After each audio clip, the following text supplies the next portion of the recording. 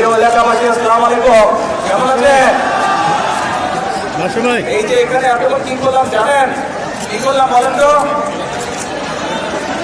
আপনাদের বগুড়াবাসী, বিশেষ করে বগুড়া শহরে মানুষের বহুদিনের একটি আশা ছিল, বহুদিনের একটি প্রত্যাশা ছিল যে বগুড়া শহরটি একটি সিটি কর্পোরেশন হবে।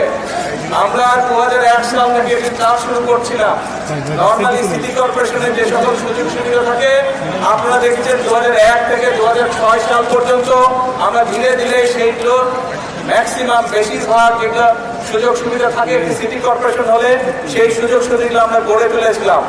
এখনো কিছু কাজ বাকি আছে, তবে আমরা এটি আজকে আনুষ্ঠানিকভাবে ইনশাআল্লাহ সিটি কর্পোরেশন হিসাবে আমরা আনুষ্ঠানিক যাত্রা আজকে শুরু হলো বগুড়া শহরে। আপনারা যারা বগুড়া শহরের অধিবাসী, আপনারা খুশি? আরে শুনতে পাই না, জোরে বলেন খুশি? আপনাদের মনে খুশি লাগে? কিন্তু একটা ব্যাপার আছে, একটা না দুইটা ব্যাপার আছে। ব্যাপার হচ্ছে নিজের শহরকে কিন্তু নিজে পরিষ্কার রাখতে হবে।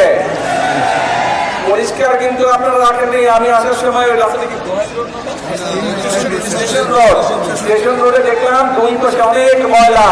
আমি প্রশাসনের সাথেও কথা বলেছি, কিন্তু প্রশাসনেরটা করবে, কিন্তু নিজের ঘর তো নিজেকে পরিষ্কার রাখতে হবে, তাই নয় কি? হ্যাঁ, এখন সেটা স্টেশন রোড হোক, গোহাই রোড হোক, বনানী মাটিরালি হোক, ভিতরের রাস্তাগুলো হোক, যারা এই সিটি কর্পোরেশনের মানুষ, যারা সিটি কর্পোরেশন আপনারা বাস করবেন, আমাদের নিজেদের শহরের যত্ন আমাদেরকে নিতে হবে, তাই তো? আমরা সবসময় আপনারা বলেন যে বগুড়া শহরকে একটা মডেল টাউন হিসেবে গড়ে তুলবেন, কিন্তু মডেল টাউন করতে গেলে তো শুধু সরকার একা পারবে না। এলাকার মানুষ, শহরের মানুষ যদি চেষ্টা না করে, শহরের মানুষ যদি একসাথে কাজ না করে, তাহলে তো সম্ভব না রে ভাই। আপনারা এখানে অনেকে ছোট ছিলেন, দেখেন নাই, আর বড় হয়েছেন, কিন্তু মুরব্বী যারা আছে তাদেরকে জিজ্ঞেস করবেন 1 থেকে 6 পর্যন্ত আমরা কিভাবে মোটামুটি ভাবে শহরে বহু কাজ করেছিলাম।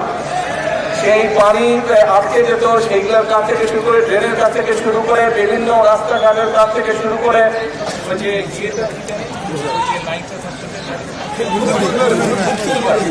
ফুলবাড়ির ওদিকে যে ভিতরে রাস্তাঘাটগুলো ছিল সেই রাস্তাঘাটগুলোকে ঠিক করা সহ, ড্রেন ঠিক করা সহ বিভিন্ন কাজগুলো আমরা করেছি। এই দুই পাশে করতল, ওই পাশে যে ব্রিজগুলো ছিল, আগে ছিল একটা ব্রিজ, আপনাদের এই বিএনপি সরকারে কিন্তু 6টা এক্সট্রা আরো 6টা ব্রিজ আমরা তৈরি করেছিলাম। কিন্তু এই সবটাই আরো কাজ করা যাবে, কিন্তু আপনারা যদি যত্ন নেন, যত্ন নিতে হবে, পারবেন তো? ঠিক আছে, দেখবো যে বগুড়ার মানুষ নিজের শহরের কতটুকু যত্ন নেয়, ঠিক আছে? আর আমার পাশে থাকবেন ইনশাআল্লাহ।